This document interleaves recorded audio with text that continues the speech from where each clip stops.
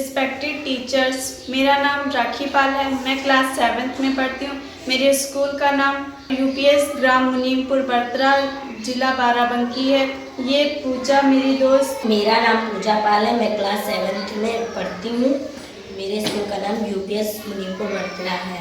इस वर्ष राष्ट्रीय बाल विज्ञान कांग्रेस के अंतर्गत हमने जल व सतत विकास पर अध्ययन किया। हमारा प्रोजेक्ट विषय ग्राम मुनीमपुर बर्तरा में जल संरक्षण विषय पर वैज्ञानिक अध्ययन करना।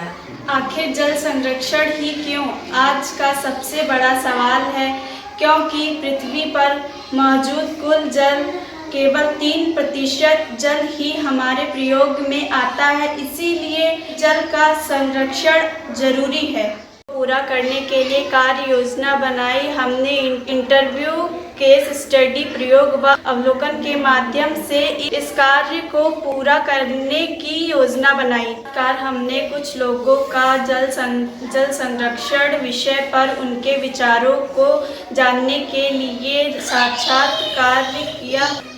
इंटरव्यू साक्षात हमने कुछ लोगों का जल संरक्षण विषय पर उनके विचारों को जानने के लिए साक्षात्कार इसके लिए हमने एक प्रश्नोत्तरी बनाई, जिसमें हमने 3 लोगों का साक्षात्कार को रखा। वॉरवेल और दूसरा हमारे घर के बुजुर्ग और तीसरे लखनऊ में डॉक्टर कौशलेंद्र सिंह जो कि रिमोट सेंसिंग एप्लीकेशन सेंटर में काम करते हैं। दूसरे चरण में हमने केस स्टडी की। केस स्टडी में हमने बाराबंकी में कल्याणी नदी के जल संरक्षण के प्रयासों को जानने की कोशिश की। पहले उस नदी में पानी आता था, फिर उसके बाद में वहाँ पे कूड़ा इकट्ठा हो गया। फिर डीएम डॉक्टर आदर्श सिंह आईएएस ने उसकी खुदाई की और उसमें फिर से पानी बहने लगा। अगले चरण में हमने जल का ऑडिट किया। पानी विद्यालय में कितना आता है और कितना खर्च हो जाता है, इसकी हमने गणना की। हमने ये नापा कि विद्यालय में पानी कहाँ से आ रहा है और कितना आ रहा है, ये हमने नापा। अगले चरण में हमने ये जाना कि पानी कहाँ इकट्ठा हो रहा है। अगली टेबल में विभिन्न स्थलों पर उपयोग होने वाले जल की मात्रा, टॉयलेट में, हाथ धोने में, फर्श की धुलाई में, खाना पकाने में, बर्तन धुलने में, पीने के पानी में, बगीचे की सिंचाई में, वाहनों की धुलाई में, अन्य फल धोने में। 1 दिन का पता लगाया व 1 महीने का पता लगाया। अगले टेबल में हमने ये पता लगाया कि पानी कितना रिसाव हो रहा है और कितना टपक रहा है। इस गणना में हमने नापा कि 1 मिनट में कितना पानी टपक रहा है, 1 दिन में कितना टपक रहा है और 1 माह में कितना टपक रहा है। अतः हमने पता लगाया कितना पानी कहाँ से आ रहा है और कितना खर्च हो रहा है, कितना रिसर्व हो रहा है।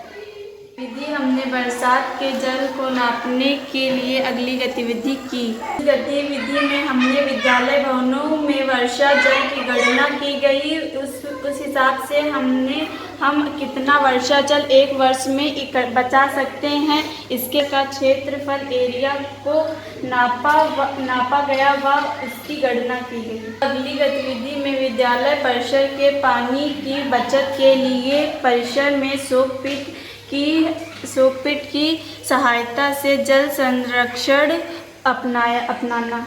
हमने पहले एक गड्ढा खोदा और उस गड्ढे में पहले ईंटा लगाया और फिर उसके बाद में उसमें पत्थर डाले और फिर उसके बाद में कोयला डाला और फिर उसके बाद में हमने उसमें रेत डाला और मोरंग डाली और उसके बाद में फिर बारिश का पानी वहाँ पर नाली बनाकर उसमें भेजा। गंदा पानी गड्ढे में जाके थोड़ा साफ हो गया और वो अंडरग्राउंड वाटर में मिल गया। अगली एक्टिविटी थी वाटर टेस्टिंग व जल की गुणवत्ता। 5 इस गतिविधि में हमने 5 नमूने पानी का टेस्ट किया। एकत्र किए गए नमूनों की जल गुणवत्ता परीक्षण का विषंग रंग, गंध, pH, TDS, तापमान, नाइट्रोजन, कठोरता, फ्लोराइड का हमने परीक्षण किया। अगली गतिविधि को वाटर फुटप्रिंट को नापना। कि चीज़ में कितना पानी खर्च होता है उसकी हमने गणना की।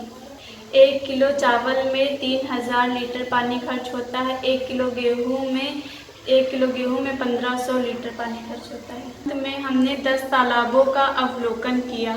कहीं पर काई जमी हुई है, कहीं पर घर बने हुए हैं, कहीं पर उसको हथिया लिया जाता है और कहीं पर उसमें कचरा वगैरह डाल के उसको ढक दिया जाता है। हमने देखा कि तालाबों की स्थिति बहुत ज़्यादा खराब है।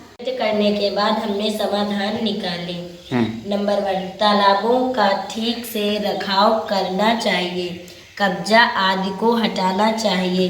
नंबर 2, पानी के स्रोत को प्रदूषण से बचाना चाहिए। नंबर 3, घरों, खेतों व गंदगी जगहों के प्रदूषित पानी को तालाबों में नहीं भेजना चाहिए। नंबर 4, वर्षा जल का अधिक से अधिक उपयोग करना चाहिए, वर्षा जल को इकट्ठा करना चाहिए। नंबर 5, पानी के बचत को एक आंदोलन के रूप में चलाना चाहिए। इनमें सभी लोगों को मिलकर चलना होगा।